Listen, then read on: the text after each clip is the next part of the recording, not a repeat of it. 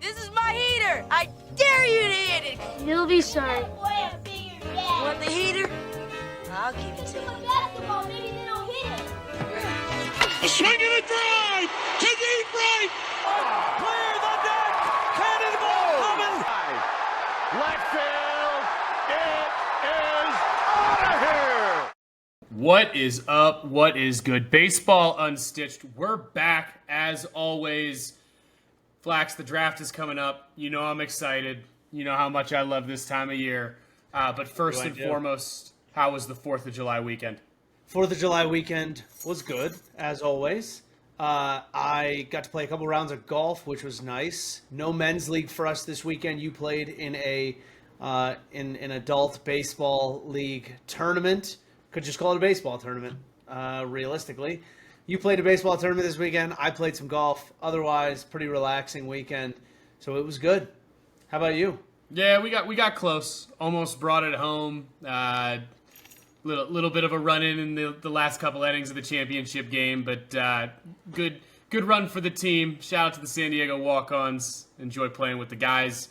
We'll hopefully see everybody in Arizona coming up in September and try to give ourselves a little repeat there where we won last year in one of the 18 and might bump into our boy Jack Wilson out there. Yeah, hopefully. I hope we run into Jack Wilson. And speaking of Jack Wilson, why don't you run into the opening thoughts? How about that? My opening thought for this week's episode. Friend of the program, Jack Wilson's son, Jacob Wilson, was given the nod for a start in the All-Star game at shortstop as a rookie. And why that's important is because Jack Wilson and Jacob Wilson are the first father-son combo ever in Major League history to both be a starting shortstop in the All-Star game. For as long as this game's been around, for as good of shortstops as we've had, as many father-son combinations as we've had in this game, we have never seen this. And that's special. I totally agree. I grilled you a little bit trying to see if I could think of any others, and I ended up being wrong. So I'm glad Jackson's not doing Stat Boy this week because then I'd be in trouble. You can't call him Stat Boy. Sorry, Stat Guy. Hey, listen. We know what we're ripping, okay? It's just part of it. Opening thoughts for me this week. I'm going to take the way too early victory lap here and talk about Colson Montgomery all over again. We told you guys his story. It's been craziness this year for Colson Montgomery, starting out as cold as you could possibly start out in the minors, getting sent to the Arizona Complex League to work on his swing, coming back after a week and a half off and tearing up AAA, to then a couple days after we dropped our pod get called up. Was absolutely awesome. He's 5 for 10 to start his career in the show. He made a spectacular defensive play at short day one. Look, man, excited to see what Montgomery does, but he has one of the coolest roller coaster stories I've seen in a long time that has been publicized of any guy getting an opportunity at the major league level. So Montgomery's a dog. Excited to see what he does throughout his career moving forward, but very quickly solidifying himself as a player that the White Sox are going to give a real good long look to at the major league level at shortstop. Yeah, it was fun to see him play. Fun to see your whole story from last week kind of come true pretty quickly. And I love his swing. It's just such a fun swing to watch. He has the size and the build to be that next piece for the White Sox. I just really, really, really can't speak highly enough to what Chris Getz is doing within that organization. The belief in the development system, right? That's what this says. Yeah. That's what this says to me is we're taking a step forward in the way we develop players. This is our first way we're showing it to you, and we've got a lot more where that comes from that's going to continuously show how good we are at developing baseball players. And that's what the White Sox have struggled with for the last couple of years, other than left-handed starting pitching. So it's exciting to see for Colson Montgomery, and also exciting to see just for the White Sox in general and them taking the next step as an organization. Yep, we as we have been since day one of this podcast, continue to be excited with what the White Sox are doing. But let's move on to topic number one. We find ourselves talking about one of our teams again, specifically mine this week, and in very interesting timing, the Washington Nationals on Sunday decided to fire Davey Martinez, the current manager, for those who don't know, and probably more shockingly, Mike Rizzo, the general manager of the Washington Nationals. These two brought a World Series back to DC in 2019. There's been a lot of up and down since that World Series. As a Nationals fan, I've been part of that roller coaster. Hard conversation for me to have again. We did this earlier with Davey Martinez in the season. Flax, just off rip, your thoughts on the timing and what happened before I probably delve into a tangent you're going to need to pull me off of. I think, it's funny. I texted my brother, or my brother's texted, texted me last night when it happened, and they said, surprised they clean house. And I said, I'm more shocked this didn't happen before last offseason than the fact that it happened now. Because you and I had a conversation about saying, basically, you're going to have to get rid of everybody or nobody. And the reason I say that is because you can't put a big league team on the field without having a full coaching staff. And there's a lot of pieces here that need to be replaced. Again, I'll never be the guy that calls out anybody for their job. I know how much work and effort these guys put in to do their job every single day. There's a level at which things needed to change. The at-bats needed to get better. The approach needed to change. The way they were putting a team on the field, the bullpen decisions, across the board. But this is not just a this year thing. This is a building since 2019 and even pre-2019, which I know you're going to talk a little bit about. But the likelihood when you looked at it that they were going to do something middle of this year seemed unlikely. And I think it got to a point for the front office where something had to change. And it clearly had to change at the coaching level. If it was going to be Davey, it was going to be Davey and Rizzo together. They're a package deal, been a package deal for a little while now. So not super shocking, honestly. I think I'm more shocked it didn't happen earlier when it's all said and done. Yeah. I dive into the up and downs of this. Obviously, I have my own stake in this one, being the team that I root for on a regular basis. Me and you now both seeing managers of our own teams fired in the same calendar year. Tough season for the DMV baseball team. I think I start here with the one that shocked people a little bit more, which is Rizzo. I've been very critical of Rizzo in the past. I've also been honest about the things that he's done really, really well. Where I start with Mike is his draft record is, especially in the higher rounds, is very poor. And the organization's ability to develop young players throughout the last 15 years has been relatively poor. Where Rizzo has been really good is finding a way to acquire the right people at the right time, to his credit. That was always what Rizzo did to help this team be elite. So let's dive into this a little bit. Let me give you guys an idea of his draft record so we can understand how we got here. Early on, he had a 3-year stretch of Steven Strasburg, Bryce Harper, and Anthony Rendon. Strasburg and Harper were taken with number 1 overall picks. There was very little question to who you're taking at those picks. I don't want to say fell into his lap, but hey, man, if Strasburg and Harper fall into your lap, Strasburg and Harper fall into your lap. He was smart enough to take both of them, to his credit. And then Anthony Rendon, for those who don't remember what he used to look like when he played baseball, was an elite hitter for the Nationals every single year he was on the roster and played a very, very solid third base once Zimmerman got moved over to first base or was hurt early on in his career. So that portion of Rizzo was excellent. Now, we keep moving here. 2012 to 2019 was epically bad in the first round for the Nationals.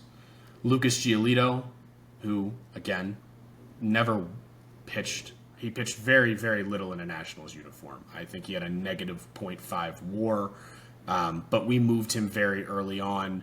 Again, he was a move to the White Sox in order to get us Adam Eaton. So another example of Rizzo going out to get a piece that helped us win a World Series. I want to make sure we call out the things he did right, because it's not like he did everything wrong here.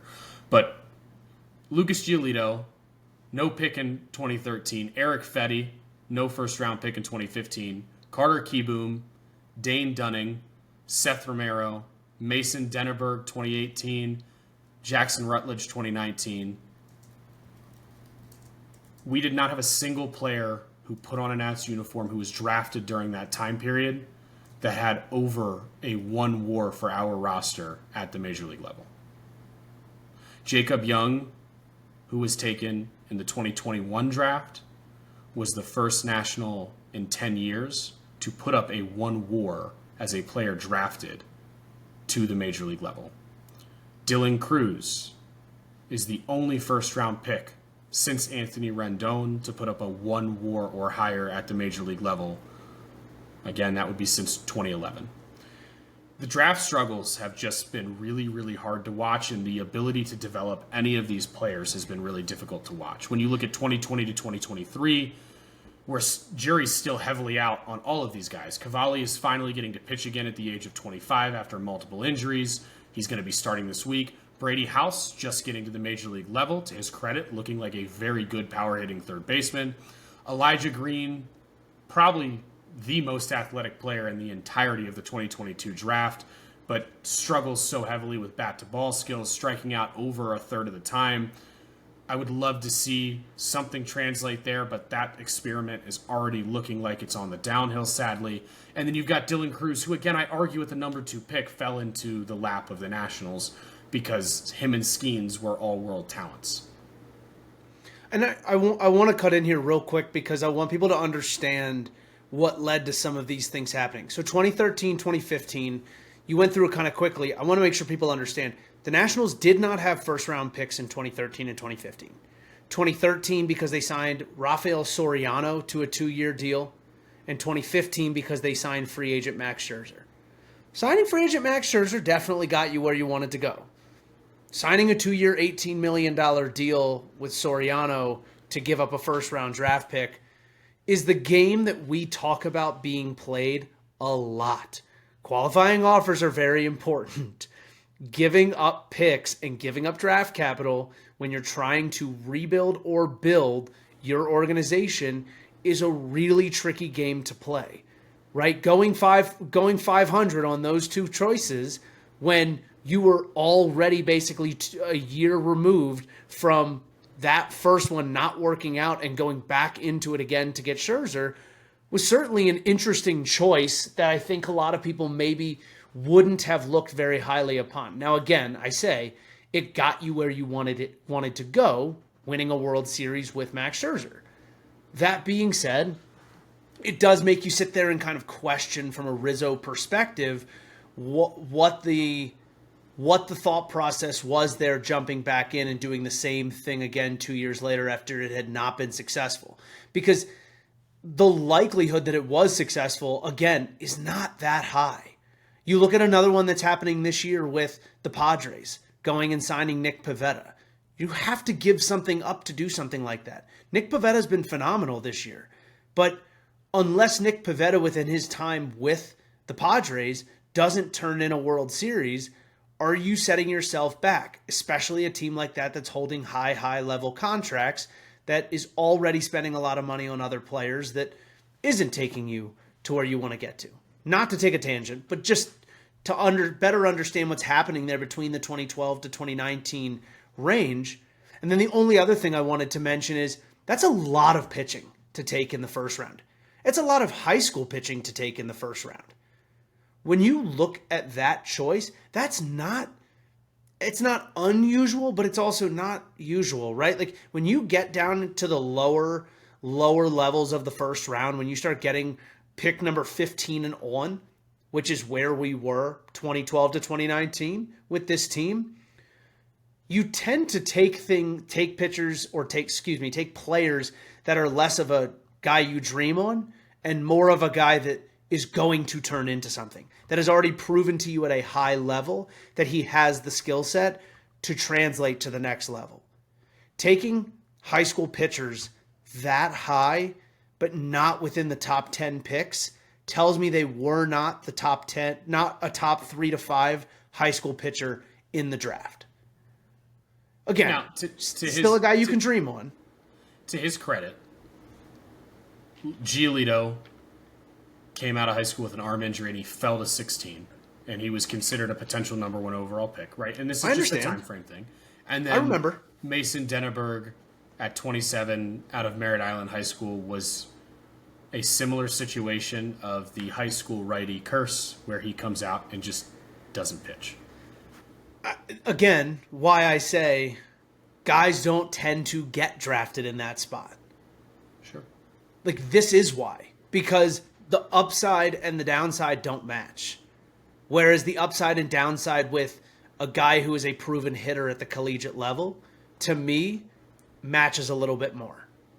Well, safest pick in the draft is a college pitcher from a standpoint of ceiling, or floor, I'm sorry. So I don't disagree. The draft history, unfortunately, under Rizzo, which his tenure in reality, I believe specifically as the GM started in 2009, and as a GM and president of baseball operations in 2013. So, draft record not good. I do want to continue to make sure, like, he was a scout prior and was, prior to coming to the Nationals, the director of scouting for the Arizona Diamondbacks. I bring this up for one simple reason. The expectation to me when that is your lineage and where you come from is that it's something we're going to do well.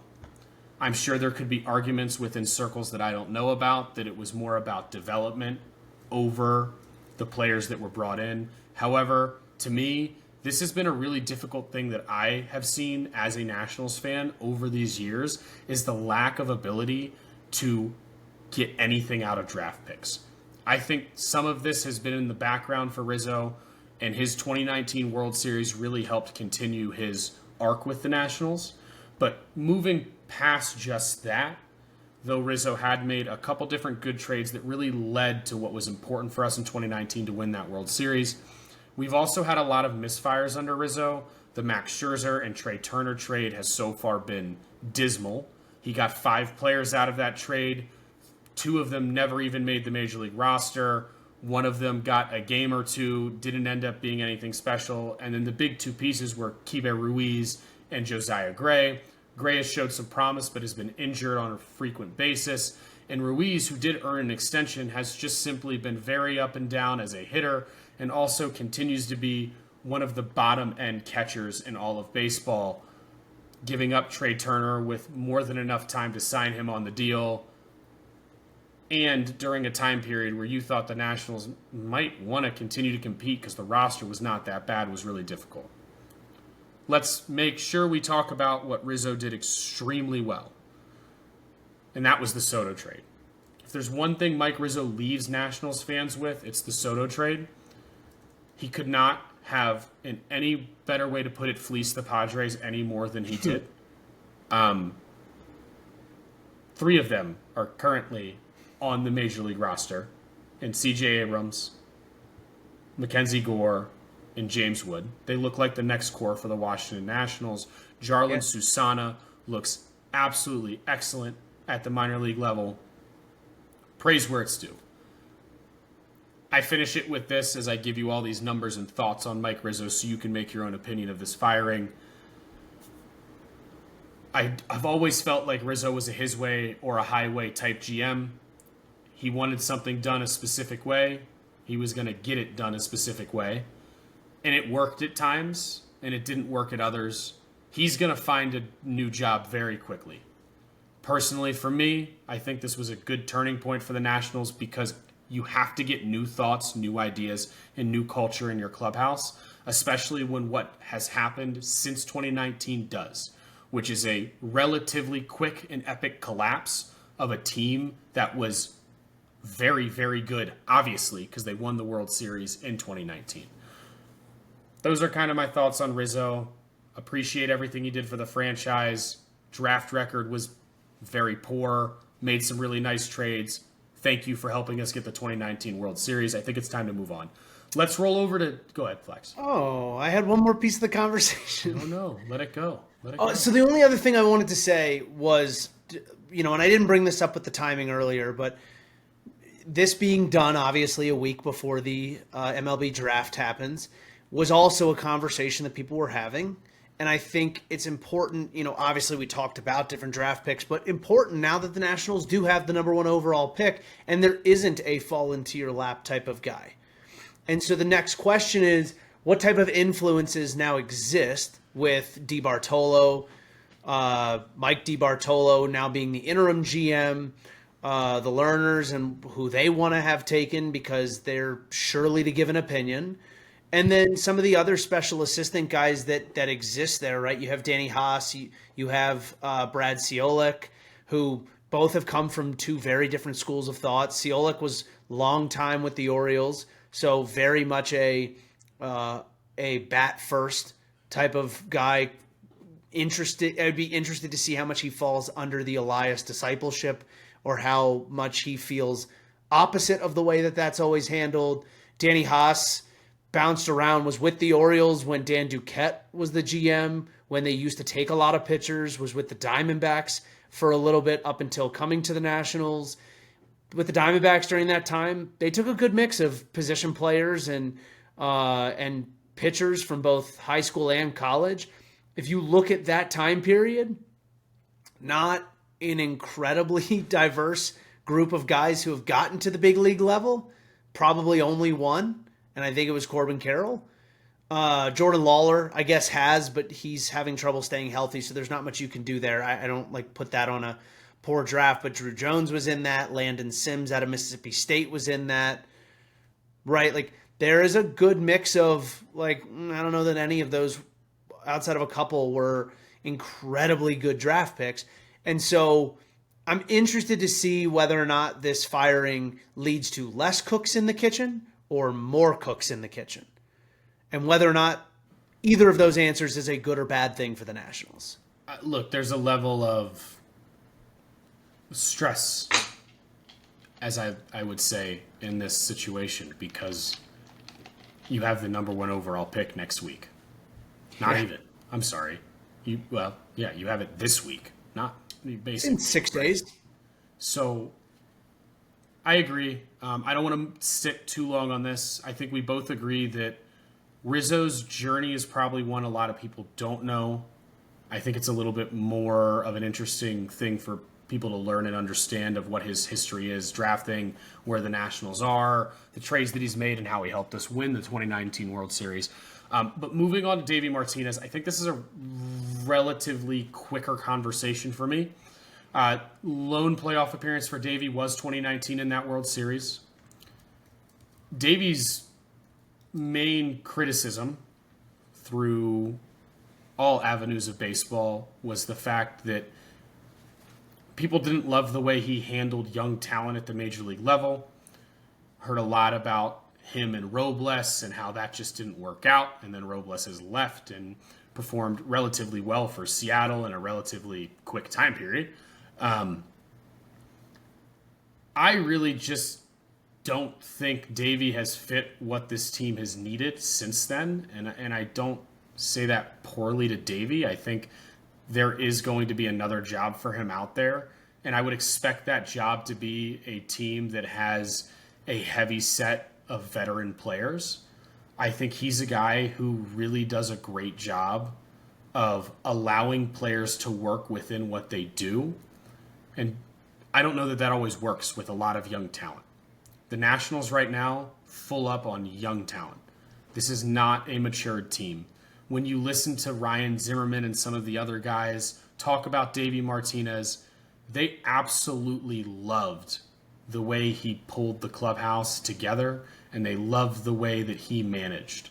It also tells me, again, right back to quote-unquote the criticism, he might be a player's manager, but he's also he's also going to be best at managing guys who know what their day-to-day is at the major league level. And frankly, the Nationals just aren't in that situation right now, and that's not what they need. So, again, I appreciate what Davey Martinez has done for the franchise. Only World Series we have, but I think this is another right decision. Not that I like people losing their jobs. Just to bring this whole conversation full circle, both managers that got fired from the Orioles and the Nationals on the 2016 coaching staff of the Chicago Cubs with manager Joe Madden when they won the World Series. That's awesome. Yeah. Did not know that. Which just I knew Brandon Hyde was, and then I remembered Davey a little bit because he was the bench coach. And then I started to recollect because I knew he was there with Matt and I couldn't remember when. And so I started doing a little digging while you were talking. Yeah. So good full circle moment there. I guess not everybody's meant to be a manager. I don't know. It's the only place Davey's been a major league manager. Also, the Orioles are the only place Brandon Hyde's been a major league manager. Once you're in that club, it's hard to leave it. There's a likelihood that somebody else will probably pick one of those guys up at some point. But I think when you look at the way that Davey handled a bullpen, the way that Davey handled this team, it kind of screamed protecting my job more than it screamed let's go win ball games. Look, I'm not going to pretend as if he was put in great situations after 2019, and I'm not going to pretend everybody has shared fault in an organization and on a roster. He also wasn't building those rosters. I think there's a level of difficulty for me with all of this because I have a lot of negative emotions towards both of these people. I have a lot of positive emotions towards both of these people and what they did for the franchise. But at the end of the day, I finish this off with, I think, though I don't know I agree with the timing, I do think long-term this is probably the right move for the Nationals franchise. I'm very curious to see if there is a continued clean house after the season. And I'm very interested to see who they permanently have replacing both of these gentlemen. But that's speculation that we're not going to go into today. Let's move into the main body of our podcast here. Again, extremely, extremely excited to continue to share our 2025 MLB Big Board. Unfortunately, this week, Jackson is on vacation, and his internet at the beach house is not good enough to be joining us today. So you will miss out on Jackson's feedback this week about numbers 11 to 20. However, we roll, we ride, and we've got some content for you. So we've got thoughts, Oh, you think? Yeah. Me and you have had thoughts for a while, huh? Too many. Let's get rolling here. And at number 20 might be Flax's favorite swing in this entire draft. That might be. No, it is. Xavier Nyans, a 6'4", 210-pound third baseman out of Mount Vernon High School in Washington. Nyans has an extremely, extremely impressive left-handed swing. It's quiet. It's violent. His field to hit is extremely impressive. He can go to both sides of the field. And oh, by the way, he's an absolute athlete for his size. He has a great arm that on the hill he can run up to 95, though he's not going to need it, in our opinion, at the next level. A guy who profiles as a third baseman or a corner outfielder at the next level. Very excited to see what he does. Flax, give us those thoughts on that swing, man. It is so quick and short to the ball with so much power. It's really long through the zone, stays in there a while. Very, very easy backspin. For his size, his lower half is violent in a very good way. It carries the hands through the zone. His contact skill looks very, very high. It's fun to watch. I just really enjoyed it. And again, like you said, his body and his size for this age is something you can dream on as a first rounder, as a first round pick, as a first round position player and hitter. It's something that we see a lot of upside with. When I comp his ceiling in my head, not look and feel, but when I comp his ceiling, it feels very Corey Seager to me. And I say a healthy Corey Seager because Corey Seager's ability to have very, very quick hands to all parts of the zone and use the entire field, backspin the ball extremely well, hit for power, but also hit a lot of line drives all over the ballpark for doubles, while being a little bit of a sizable shortstop that moves quicker than most people would give him credit for, I think feels right to me. But yeah, Xavier Nyans, one of my favorite, if not my favorite, left-handed swing or swing in general in the draft this year. Yeah, and I think one of the tougher things here, and this is something a lot of guys experience at the college level and the high school level, is Nyans had the ability to go play at many different places across the country with his ability and skill set. Decided to stay in Washington. One of the things that we want to remind people, and you commonly see it in the college game, especially when guys don't play in the SEC, but Nyans may be higher on this draft board and other draft boards with the opportunity to for us to see him playing against what would be considered higher talent areas. There's nothing wrong with playing baseball in Washington, but the example would be, and we'll go into the next guy who plays at Corona in California, is the perception of high school baseball in California, in Texas, right? There are places where Florida. Everybody assumes and expects that the general talent pool has a little bit more oomph, ergo that boosts the players because you think they're playing against higher skill competition. I have a feeling that we will come back to this, and we rated Nyans lower than we should have on this board. And this is why I always say, like, result stats from high schoolers don't mean a whole lot to me. I want to see them play. I want to see what the tools look like. I want to know what their body size is. I want to know how they move that body size. But again, like I told you this before we hopped on, Perfect Game rated my high school in DC one spot above Corona. And I love my high school team.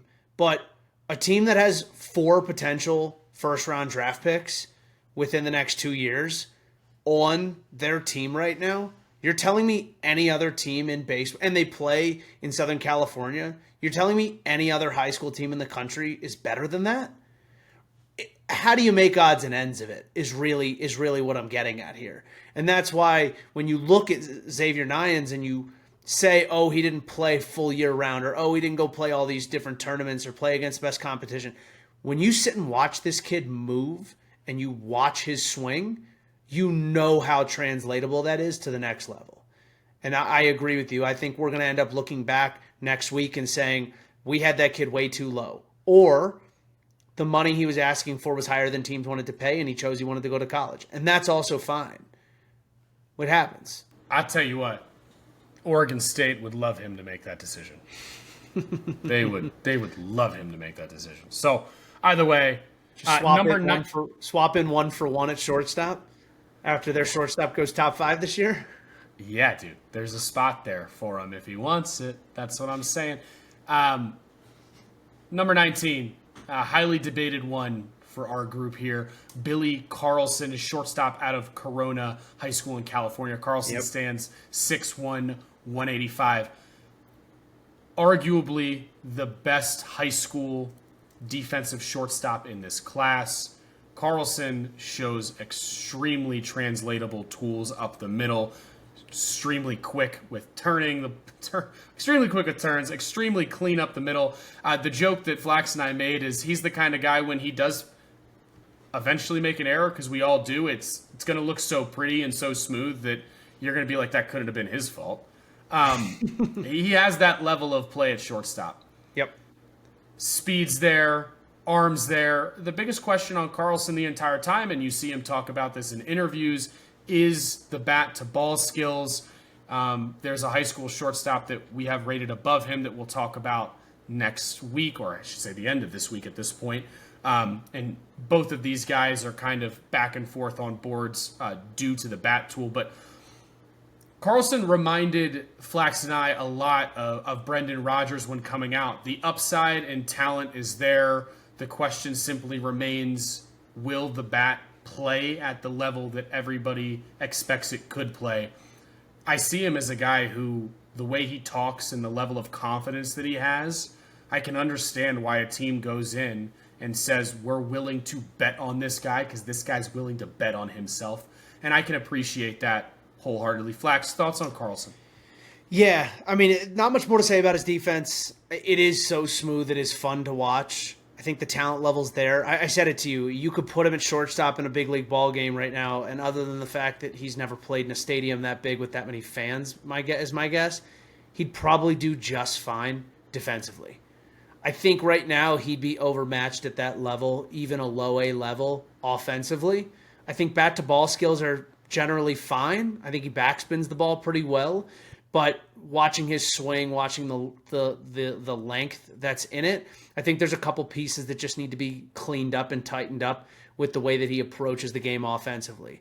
I think, like you said, the upside's there, but it really reminded me of Brendan Rodgers coming out in 2016. And the Rockies took a chance on him, and Brendan Rodgers is still kicking in the MLB with the Astros, right? So not a terrible comp to have. I know the MLB top 100 had him, I think, 7th, at least somewhere in the top 10. We have him a little bit lower just because I think there's a couple pieces that are a little higher than him. I also think there's a lot of college shortstops that played extremely well this year that raised the bar on what I'd want a high school shortstop to come out already being able to do. So that's what I think about him. Again, to be the top 20 is a really, really, really big compliment in any board, but I just think there's a couple pieces missing if this is a kid that you really want to try and get something out of by the time he's 20 years old. Absolutely. Again, what I like most about him is his level of confidence. And I love his defense, but hey, if you believe you can be there, it goes a lot further than people understand when you do have the athletic capabilities that he has. He has some pro pedigree in his father, so he definitely knows what work is required in order to get there. So we'll see. It'll be fun to see where Carlson goes and what type of decisions get made for him. Moving on to number 18, Arizona baseball outfielder, or University of Arizona baseball outfielder, Brendan Summerhill. This is one of the best outfielders in the entire draft, whether people are talking enough about him or not. And oh boy, can this guy slug Flax from the left side. Yeah, I love his swing. There's not a lot of these swings that I don't love. That's why these guys are rated so high. But one of the things I really like about his swing is that it's fairly quiet on the lower half. The step and stride is very quick, and it allows his hands to do its job, gets the barrel out to the ball. His ability to get better throughout the last couple of years, because that's what he needed to do to work his way up the board, is the proof is in the pudding. Slug went up each year while his whiff went down. He's got really, really good speed. I think there's a level at which he chases a bit if you really watch his games. But again, these are approach things. These are not intangibles of a hitter. These are things that you learn as you get better. These are things you learn as you face better pitching. Not necessarily something I worry about. One of the things I really like about him is that he isn't talked about nearly as much, but he strikes me as the kind of guy that could be similar to a Jordan Westberg, getting picked a little bit later in the first round, just kind of goes a little bit under the radar, but just continuously pounds the ball. And then because everyone always needs corner outfielders, finds his way on a big league roster within the next couple of years. And then all of a sudden we're talking about this guy, Brendan Summerhill, who half the league doesn't even know he went to college, but he shows up and just pounds the baseball and is a good 270 hitter with 20 bombs a year. Yeah, and again, I apologize for this. Standing 6'3", 200 pounds. So we're talking about a very good frame, a very mature frame as well, since he did go to college. We want to make sure you guys get some of Jackson's notes here, too. Jackson wanted to make sure you guys knew slug went up each year of his college career while his whiff percentage did go down. He's got potential leadoff hitter upside due to his approach and speed, as he is a high walk, low strikeout guy.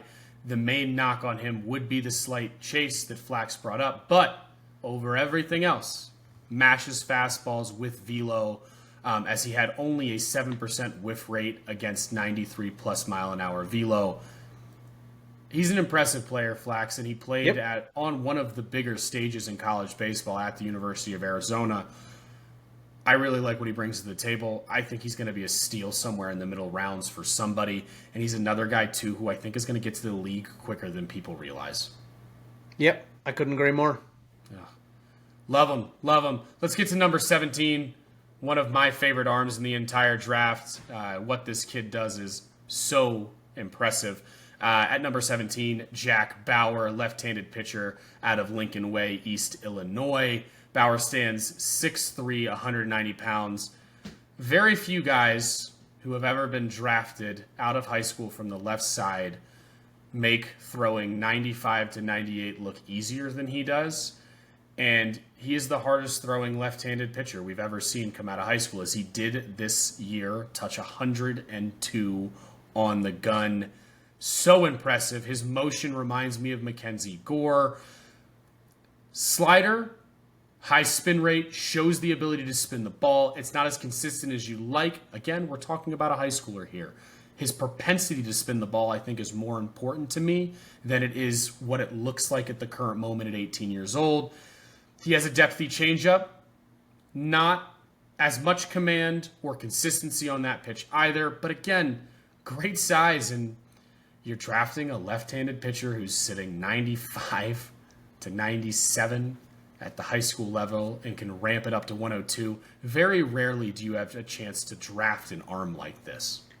Yeah, this is one of those guys you dream on, right? This is one of those guys that you see it and say, if he's out there and available, take a chance. You know, I can already see the first game on Fox hit a nice little Agent Jack Bauer 24 like gimmick that the Fox broadcast decides they want to do for his first start. Maybe they just use a radar gun that looks like the logo from that show. I don't know. There's a lot to work on with him, but again, a lot of it's mechanical, which for me feels like the only downside to a guy that's not already mechanically there is in a high stress environment with a kid who already throws really hard and is already putting a lot of stress on his arm. Having to do a lot of mechanical adjustments leads to your body being utilized in ways that it's not used to. It increases the rate or the potential of injury exponentially compared to a guy who comes out of high school or comes out of college already physically in a place where the mechanical movements are where they need to be. And then the difference being working on getting stronger, getting a little whippier, getting down the mound a little further, or just holding the ball differently and picking a better arsenal.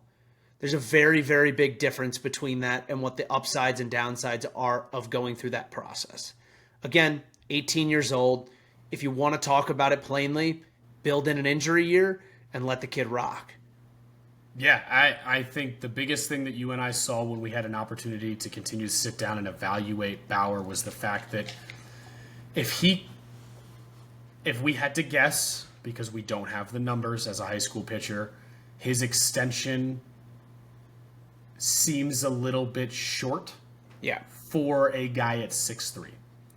I would be over the moon to see this guy go to one of our quote-unquote MLB pitching factories. I'm specifically talking, in my opinion, about Tampa Bay and Cleveland. I think what they do with young pitchers like Seattle, that's a great spot. I love that, is very impressive. And any of those three organizations getting their hand on this type of arm would be very fun for us to watch. So we'll see more. Bauer, one of, by far, the highest ceiling arms in this entire draft. He's a guy you can dream on, and we're only at number 17, people, which shows you this class does have the potential to be very deep. It may not have that bang, bang, we know this is the number one overall guy, but the depth in this class, I think, is a little bit better than it's being given credit for. Flax, go ahead, give us number 16, because if I don't let you do this, I've done something wrong. Number 16, I truly can't understand how many boards have him so low. It does not make any sense to me. The MLB has him on their list, if I'm not mistaken, down near 40. 43 is the exact number. Alex Lodis, shortstop out of Florida State, was a finalist for the Golden Spikes Award this year, best player in college baseball, and he played like it. Insanely quick hands at the dish, keeps him inside the ball extremely well. Just slashed an ungodly number this year at the dish. And then defensively, came in as a third baseman, I believe, and then turned around and showed that he had the athleticism to play an extremely good shortstop. Arm strength is off the charts good. Pop to both sides, hitting balls out at FSU the opposite way, where they were just gone off the bat from the right side of the dish. 21 years old, he's 6'1", 190 pounds.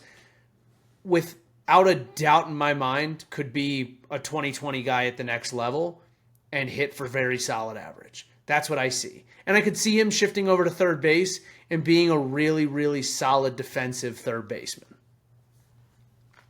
I very impressed with the tape on Lodis. I find myself as surprised as you. I think, and I'll get into Jackson's notes here, I think his willingness to be such a free swinger probably scares people a little bit. I think his lack of, quote-unquote, lack of experience up the middle probably has hurt his draft stock a little bit, which is kind of ridiculous to me when I watch what this kid can do at shortstop at the current moment, whether he stays there or not. But the pop on Lodis is incredible, to say the least. You don't see people hit the ball the way he does consistently at that size. Very excited to see what he does at the next level. Jackson's notes on Lodis, very much a free swinger that has crazy pop. However, will have to work around his low walk rate and his very high chase rate. Has the potential to be a 20 or 30 home run guy, but needs to adjust his approach. I feel like Jackson's analysis of him is relatively accurate. I do, though, believe once baseball is the only focus for this kid, we're going to see some incredible things out of him after what he did at Florida State this year. I love that we've ranked him this high because I think he's earned being ranked this high. So I just want to give a little bit of understanding, though, to why that walk rate is so low. The kid hit 394 this year. If he hit 300 with a very low walk rate, I'd be worried.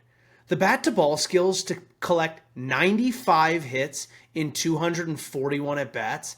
Like, just for reference, this year, Jacob Wilson has 356 plate appearances, so not many more at-bats because he doesn't walk very much as it is either.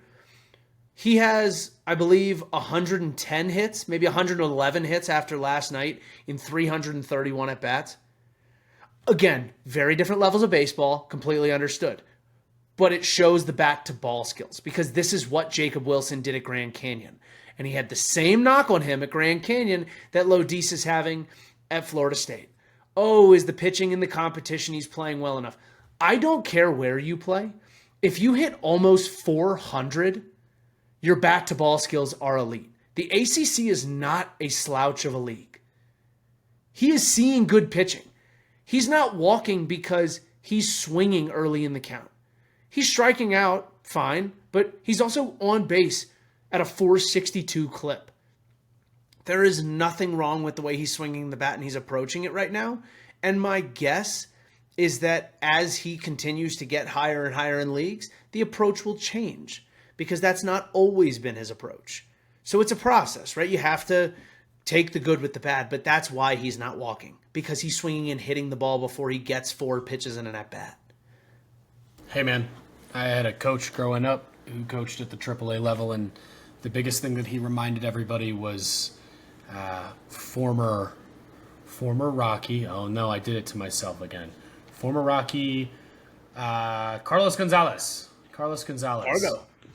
He would hit like 400 and 500 on the first 2 pitches of at-bats, and every other pitch of the at-bat, the guy hit like 200 or less. Yep. So I love a guy who's going to go attack the baseball because he's not there to sit around and wait. He's there to get a good pitch and hammer it. Let's keep moving on here. At number 15, Daniel Pierce, a shortstop out of Mill Creek, Georgia. He stands 6 foot, 185 pounds. I've seen multitude of videos on him. I say this in a positive way. I'm not sure that he's actually 185 pounds. I think there's a lot to build on that frame, which excites me even more. This is a very, very speedy and athletic shortstop at the current moment. He's the type of guy who does have the tools to potentially stay at shortstop long term, but what I love so much is his feel in the infield. He looks like a guy that could translate and move pretty much wherever you wanted him across the diamond, including potentially center field if you needed it to happen. But listen, outside of the great defense, good speed, and above average arm, this dude's swing is awesome. He has the strongest front side, in my opinion, of almost any high schooler in this draft. When that front side gets down, it is stiff. His head doesn't move. And by golly, does he let the barrel go through the zone. He can hit all sides of the field, has great feel at the plate. I'm excited to see where Daniel Pierce goes, and I'm excited to see how he develops at the next level. Yeah, we really liked his swing when we really sat down and watched a lot of his video because it felt like a professional swing. Back foot kind of came off the ground similar to a Harper, similar to a Bobby Witt. Really, like you said, really strong front side. The bat-to-ball skills seem high level. It seems like he can find the barrel pretty consistently. I like his build. I don't necessarily see him staying at shortstop like you had mentioned. I think the glove tool is there. I don't necessarily know that the range is there in comparison to what we expect at the big league level. Again, he's only 18. As he gets stronger, as he understands the position a little bit more, that can certainly change. I think he still has room to grow. I think there's a chance that you could see this kid at 18 grow another couple of inches and put on another 30 pounds, and then all of a sudden he's a really solid shortstop that is a little bit quicker left to right with that newfound strength in his legs. But yeah, Daniel Pierce, really, really strong candidate for a top 15 pick in my mind. Yeah, but potential 20 to 25 home run pop at the highest level up the For middle sure. of the field, whether it is shortstop, second base, or potentially somewhere in the outfield. Agree with you. Big fan here. Will be fun to see where he goes on Sunday. Let's go to potentially the best all-around defensive shortstop in this draft. At number 14, Merrick Houston, a shortstop out of Wake Forest. He stands 6'3", 205. Again, elite defensive tools here. Arm is excellent. He glides in the infield when he goes to get ground balls. He leverages his lower half so unbelievably well when he's moving to throw across the infield. Very rarely, unless he has to, does it ever look like he's putting stress on his arm when he throws these BBs as well. Love what I've seen from Houston. And the biggest question with a guy like this is always the bat. And he has consistently gotten better every single year throughout his college career. This year turning in career highs of 15 home runs while slashing 354, 458, and 597. Again, propensity for growth. We talk about it a lot, Flex. Yeah, we put him higher on our list also than most boards did. And again, we're very high on very highly athletic, college-age kids that have already proven and done this at a high level against really good competition. That just is where we lean. When we look at Merrick Houston, I think also from a hitting perspective, one of my favorite things when you watch him in games is his ability to know when to take what swing. It's very hitterish is the right way to describe it. It's not always swinging gap to gap. It's not always swinging for the fences. Sometimes it is, I'm just going to lay the barrel on a ball here. Other times it is, oh, that's a hanger and I'm going to bang it and it's going to go over the wall. He has the pop to do it. He doesn't necessarily swing to use the pop every single time. And the reason I love that is because guys his size, when they get to 23, 24, 25 years old, doubles turn into home runs because you're just that much stronger.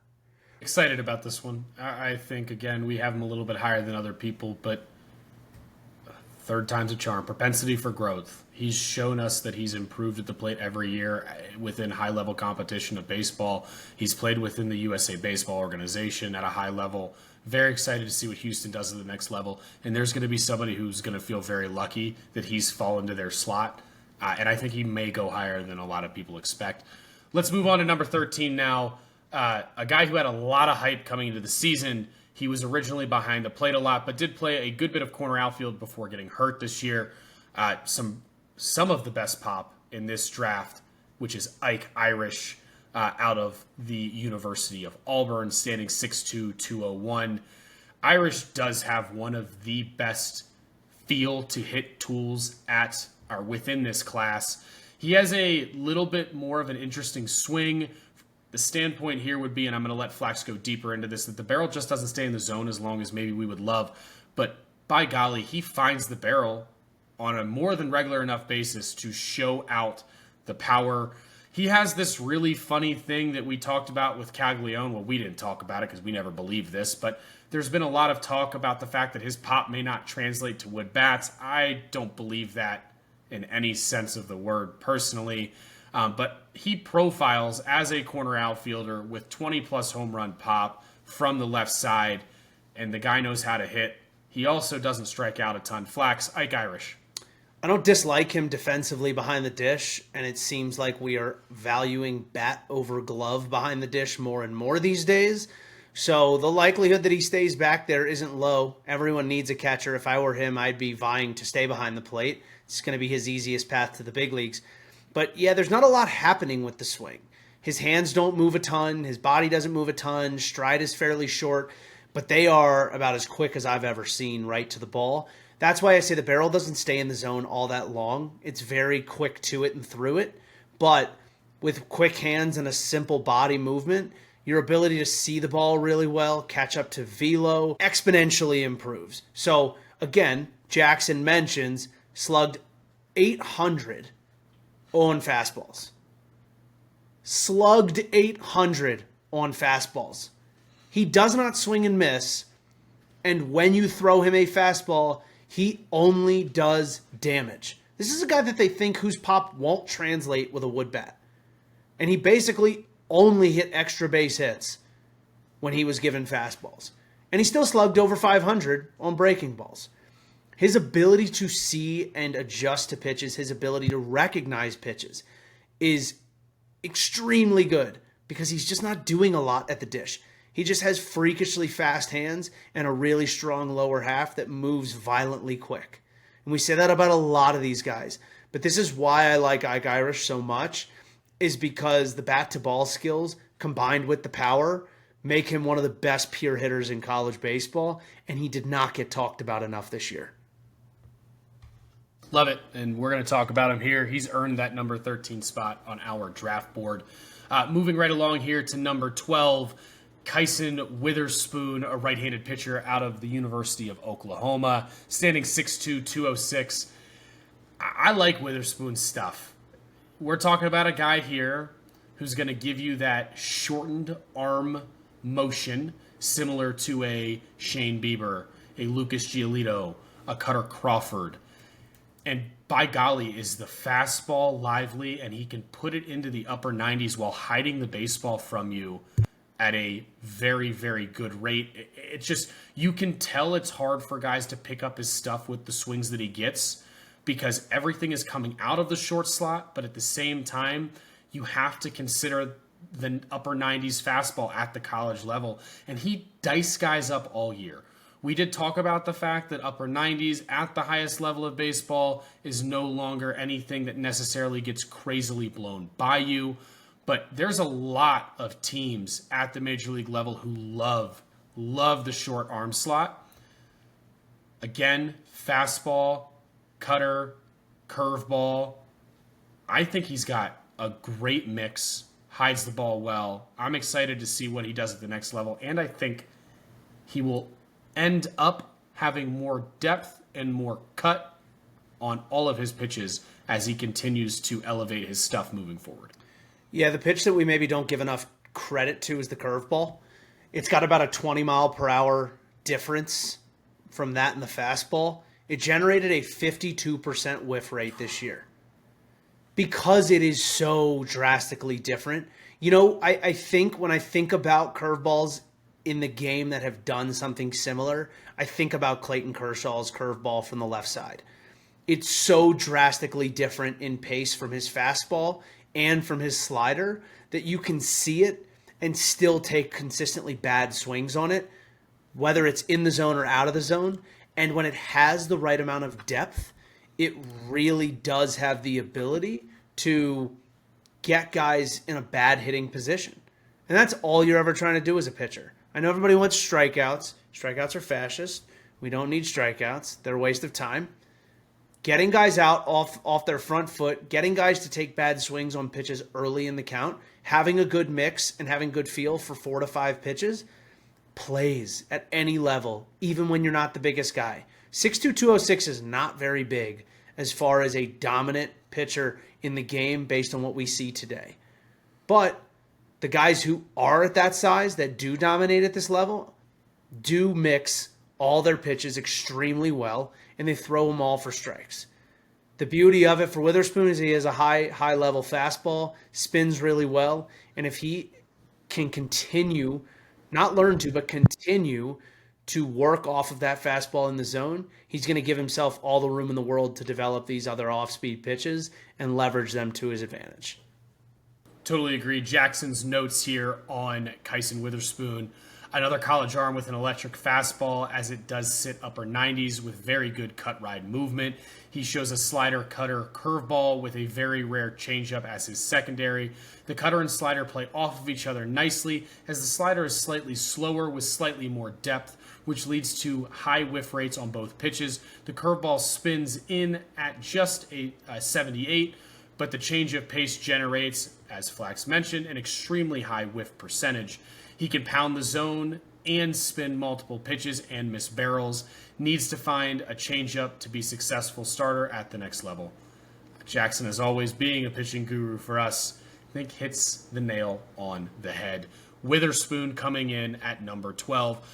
And last but most definitely not least, probably and could be the best left-handed arm in this entire draft when you look at the combo of size and downhill 'ability that this kid throws with. Cruz Schoolcraft coming in out of Sunset, Oregon. Schoolcraft stands at 6'8", 229. Flax, there's nothing that we don't find impressive about Schoolcraft. Is probably the best way for us to put this. It's a very tight ship. There's not a lot there that makes you wonder if it'll play at the next level.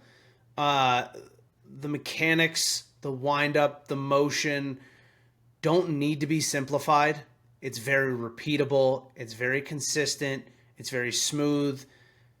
And his ability to not use what seems to be a lot of effort to run the ball up into the mid to upper 90s, to be able to move his body the way that he does at 6'8", 230 is pretty impressive. Oh, by the way, he's probably one of the better hitters in this high school class as far as pop goes. The likelihood that he does it at the next level is pretty low. It's just not worth it to a team that's going to put a really high couple $1 million investment into a kid like this. They'll probably want him to focus on pitching. But there's very few lefties out of high school that you see have feel for pitches and consistency with pitches the way he does, right? We talked about Jack Bauer earlier. Jack Bauer is the kind of guy that's going to run a fastball by you and throw it 80% of the time at the high school level. Cruz Schoolcraft's the kind of guy that could, but doesn't, because he doesn't want to and he doesn't have to. He can work backwards on guys because he can throw his slider and his changeup wherever he wants. It's really incredible to see a kid polished like this at this level. I find this draft, when it comes to who I believe are the two top high school arms in Schoolcraft, and then, we will talk later this week about Seth Hernandez. It is so impressive to me how polished these two look at this level. I want to emphasize a couple things you talked about with Schoolcraft. You do not see 6'8", 18-year-olds be able to consistently move their body the way that Schoolcraft does, with complete control and complete consistency on a regular basis. He's a little bit, though he does throw downhill, of a lower slot guy, which feels to me a little bit safer than some of these heavy downhill, full-on downhill throwers. His ability to spin the slider is very impressive, and it already looks like it's going to be a wipeout pitch at the next level. His changeup right now may not always look as consistent as people want it to look, but by golly, it comes out of the same slot and looks exactly like the fastball. It's something you can really, really work with. I am just so impressed with what this kid looks like at his size in high school. The only word you can think of is polished. And you don't see kids come out like this. So kudos to Schoolcraft. He's been awesome. Shout out as well. We appreciate you supporting us on X and Twitter the way you do. But this is a extremely well-deserved number 11 spot. and I think a lot of people are going to regret having him lower than they currently have him, is really what it comes down to. Yeah, absolutely. There's not much more to say about him. I'm just excited to see what the trajectory is. I'm excited to see what next week looks like and what spot he really ends up going in. And I know we're gonna go live this Thursday on Twitter and on YouTube. We're gonna go through our top 10 guys that are left on the board. And then this weekend we get the draft, and then next week's episode we'll recap where we sat with a lot of our guys on the top 30 in the board and just who else, some notables across the draft and where they landed and what we liked, what we disliked, and how it all fell out. Totally agree. Super excited to do it. We're extremely excited to share our top 10 on the Baseball Unstitched 2025 MLB Big Board. You kind of ran into my final thoughts there, and I'm okay with that. I was laughing in the background because Rossi was sleeping back there, and he was making some funny noises. So I had that earlier in the episode. I think we've all. I think our listeners will hear that from Denny earlier in the episode. Maybe they're dreaming of each other. That's what it is. Maybe they want to hang. I can understand that. Final thoughts today. First and foremost, thank you so much. Hope you guys are enjoying the draft content. Hope you're soaking it up. We'd love your thoughts on any social media platform that you follow us on. Keep letting us know what you'd like to hear. In the meantime, as Flax just stated, we will have a lot of draft coverage going this week. Expect more to come on our top 10 this week. Expect to see our what we've done the last 2 weeks, our Twitter thread on our top 10 to get more understanding of who they are and why we think they'll be there. And of course, don't forget to watch the draft on Sunday. You might not see some of these guys for a while, but you're going to enjoy it. The MLB is continuing to do a better job every year of really pushing out, at least at bare minimum, the first round of the draft to all fans. Flax, final thoughts today. Yeah, the only other final thought I have, shout out Javi Baez. Javi Baez is going to be the first player ever to start 2 different All-Star games in center field and shortstop.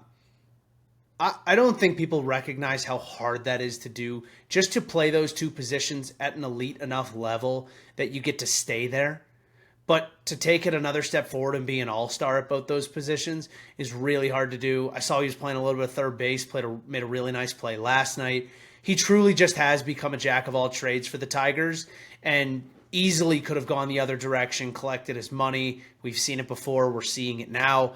But the fact that he's gone the other direction with a lot of these young guys in the clubhouse and really stepped up and become this player is so fun to see. I don't know who would have thought after the 2016 World Series where a lot of those guys from the Cubs would have ended up.